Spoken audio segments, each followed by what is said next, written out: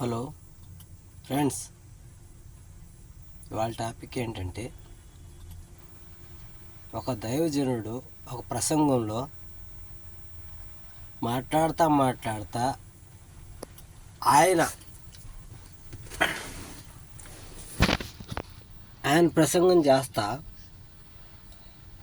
అక్కడ వచ్చే జనం గురించో లేకపోతే అక్కడికి వచ్చే భక్తుల గురించో ఆయన వివరించాడు. ఏదో ఆ విషయం ఏంటంటే, ఒక మల్లెపూలు అమ్ముకునేవాడు వచ్చాడు, ఇక్కడ ఎవరు కొనరు బాబు, ఇక్కడ అందరూ దీని సంబంధికులు వస్తారు కొనరు అని ఆయన వివరించాడు. అంతే. మీకు ఆ వీడియో కూడా షేర్ చేస్తాను. ఇక్కడ ఎవరు కొనరు బాబు అంటే కొంటారని అతను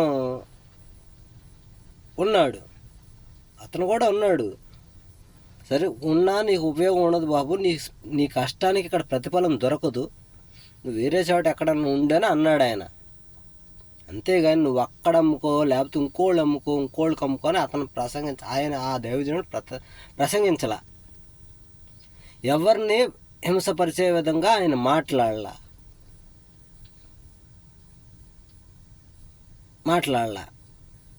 అది ఇవాళ పెద్ద వైరల్ అయ్యి, సరే ఆయన అన్నాడు ఆ మల్లెపూలు అమ్మేవాడు ఏమన్నా దాన్ని ఇష్యూ చేశాడా? ఆ మల్లెపూలు అతను ఏమన్నా ఎట్లా స్త్రీలను హింసించాడని ఎవరికైనా కంప్లైంట్ ఇచ్చాడా? ఈ స్త్రీని అన్నారని ఆ మల్లెపూలు అమ్ముకున్నవాడు ఉన్నాడు అక్కడ. ఒక వ్యవహార తీరులో, ఒక సంభాషణలో అసలు ఇక్కడ ఇట్లా సిచ్యువేషన్లో ఇట్లా ఉంటారని దాన్ని వివరించే ధోరణిలో మాట్లాడారు. వ్యక్తుల పేర్లు కానీ, స్త్రీల పేర్లు కానీ, ఎవరినైనా వ్యక్తిగతంగా కానీ, లేకపోతే ఏ మతాన్నైనా వ్యక్తిగతంగా కానీ శాలిమరాజు గారు విమర్శించారా? ఎక్కడ విమర్శించాల? ఒక సందర్భం.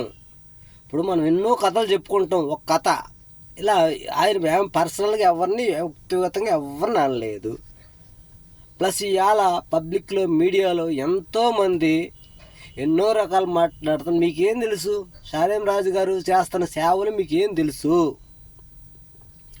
ఆయన సేవ దేవుడు ఎక్కడున్నాడో తెలియదు, మీకు తెలియదు, మాకు తెలియదు. హిందూ మతం, ఇంకో మతం, ముస్లింలు అన్నీ అనుకుంటున్నాం. ఒక రోజుకి వేలాది మందికి సువార్త చెప్పి మంచి ప్రాంతంలో ఉండండి, మంచిగా ఉండండి అని చెబుతున్నాడు. ఆయన భోజనం ఏర్పాటు చేస్తున్నాడు, లేకపోతే వాళ్ళ జీవితాలు మార్చాలని ఆయన ప్రయత్నిస్తున్నాడు, లేకపోతే ఇంకా రకరకాలుగా సేవలు చేస్తున్నాడు. మీరు విమర్శిస్తున్న వాళ్ళందరూ రోజుకి మీరు ఎంతమంది సేవ చేస్తున్నారు? ఎంతమంది జీవితాలు బాగుపరుస్తున్నారు? ఎంతమంది జీవితాలు బాగుపరుస్తున్నారు? మీరు చౌదరి గారు, ఎవరో ప్రియాంక చౌదరి గారు ఆమె ఎవరో పెద్ద నాకేం తెలియదు.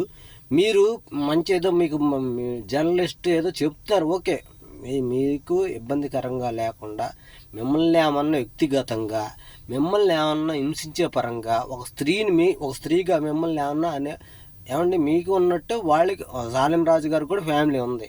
ఆయన అన్నీ ఆలోచించుకొని చేశాడు, ఆయన అన్నీ ఆలోచించుకొని మాట్లాడాడు. మీరు ఆయన సేవలో మీరు ఏమన్నా ఒక 100 మందికి భోజనాలు పెట్టగలుగుతారా?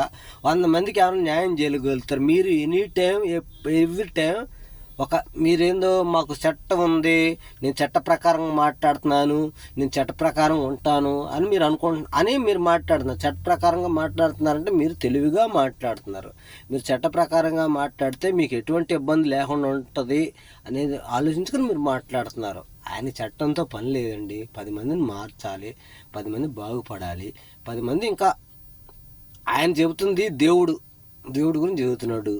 అక్కడ హిందుత్వ అని ఆయన ఎవరిని హింసించలేదు, స్త్రీలను హింసించలేదు. ఏమండి మీరు ఎంత మాట్లాడుతున్నారు? స్త్రీలకి అన్ని అన్యాయం జరుగుతుందండి. ఎప్పుడైనా డిబేట్ పెట్టి స్త్రీల విషయంలో మీరు ఎప్పుడైనా ఏ స్త్రీకి మీరు రక్షణ కలిగించారని చెప్పండి. ఎంతమంది బాలికలు రేపులకి బలైపోతున్నారు, ఎంతమంది చిన్న పిల్లలు అప్పుడు ఎప్పుడైనా స్పందించారండి?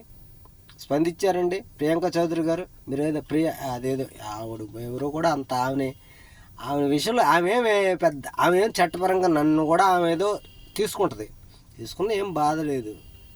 ఒక సేవకుడి కోసం మేము స్పందించకపోతే మేము మనుషులం కాదు, మేము అన్నం తింటల్లా. ఏంటండి, ఎంతోమంది ఎన్నో తప్పులుగా మాట్లాడుతున్నారు, వాళ్ళందరూ స్పందించకుండా మతం మీద, ఒక కులం మీద, ఎందుకండి అట్లా? అది కరెక్ట్ అండి? చెప్పండి. మల్లెపూలు ఏంటండి, పువ్వులు ఏదో పెట్టుకుంటారు, లేకపోతే లేదు. అక్కడ చర్చి దగ్గర ఇలాంటి నడవు బాబు అన్న మాటని, అంత విషయం. సంఘంలో ఎన్ని విద్రోహ చర్యలు జరుగుతున్నాయి. మాదకద్రవ్యాలు తాగి స్త్రీల మీద దాడి చేస్తున్న వాళ్ళు ఖండించం మనం. రాజకీయ నాయకులు స్త్రీల మీద మాట్లాడితే మనం ఖండించం మనం. కేవలం ఒక మతం మీద, ఒక దైవజనుడి మీద ఎందుకండి? సరే, ఆయన్ని లోపలే, సరే ఆయన వేస్తే ఏమన్నా ఆగిద్దా ఏంటండి? ఏం ఆగదు. అక్కడ ఎంతోమంది వాళ్ళ జీవితాలు మార్చుకున్న వాళ్ళు ఉన్నారు. మతం మార్చుకున్నారని మీరు అంటున్నారు, నేను మతం మార్చుకోవడం కాదు, జీవితాలు. ఎంతోమంది త్రాగుబోతులు, మీరు మార్చలేని త్రాగుబోతులు, అక్కడ మారిపోయిన త్రాగుబోతులు ఉన్నారు. ఎంతోమంది స్త్రీలు వాళ్ళ జీవనశైలి మార్చుకున్న వాళ్ళు ఉన్నారు, జీవితాలు బాగుపరుచుకున్న వాళ్ళు ఉన్నారు. వాళ్ళందరూ సాక్షి. ఆయన ఎవరికి ఏ రోజు ఎవరిని మీరు ఇలా ఉండండి ఎవరిని చెప్పలేదు. ఆయన చర్చిలో కూడా ఎంతోమంది పూలు పెట్టుకున్న వాళ్ళు ఉన్నారు, పూలు పెట్టుకుని వెళ్ళేవాళ్ళు ఉన్నారు, బొట్లు పెట్టుకుని వెళ్ళేవాళ్ళు ఉన్నారు. కానీ ఎప్పుడు ఆ చర్చిలో మేము పువ్వులు పెట్టుకున్నాం, మమ్మల్ని రావద్దని ఎవరో అక్కడ మీకు ఎక్కడో ఏ వీడియో పెట్టలేదు. కానీ దీన్ని ఎందుకు అంత హైలైట్ చేస్తున్నారు? భారతదేశం అంటే ఏంటండి? ఇండియన్స్ అంటే ఏంటండి? సర్వమత, ఇంకే అన్ని మతాలకు అతీతంగా ఉండేది భారతదేశం. హిందూ, ముస్లిం, క్రిస్టియన్స్ అందరం మనం ఒకటే అనే దేశం మనది. క్రిస్టియన్స్ ఎంతోమంది సైనికులుగా ఉన్నవాళ్ళు చనిపోయి ఉన్నారు, ముస్లింలు ఉన్నారు, హిందువులు ఉన్నారు, అందరు ఉన్నారు. దేశ సేవ అట్లని ఏం చేయట్లేదు. మీరు ఇంత హైలైట్ ఎందుకు చేస్తున్నారు? దీనివల్ల మీకు వచ్చే ఉపయోగం ఏంటి? ఇది కేవలం శాలిం రాజు గారి మాటలను వ్యతిరేకించే వాళ్ళకి నేను చెబుతున్నా. మిమ్మల్ని ఎవరిని కావాలని ఆయన ఉద్దేశించి మాట్లాడింది కదా. ఒక సందర్భంలో ఆయన మాటలో ఎటువంటి తప్పు లేదు.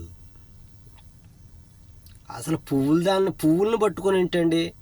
ఒక మురళీ నాయక్ చనిపోతే, ఒక దేశానికి సైనికుడు చనిపోతే మనం స్పందించం, మనకి ఎటువంటి బాధ్యత లేదు.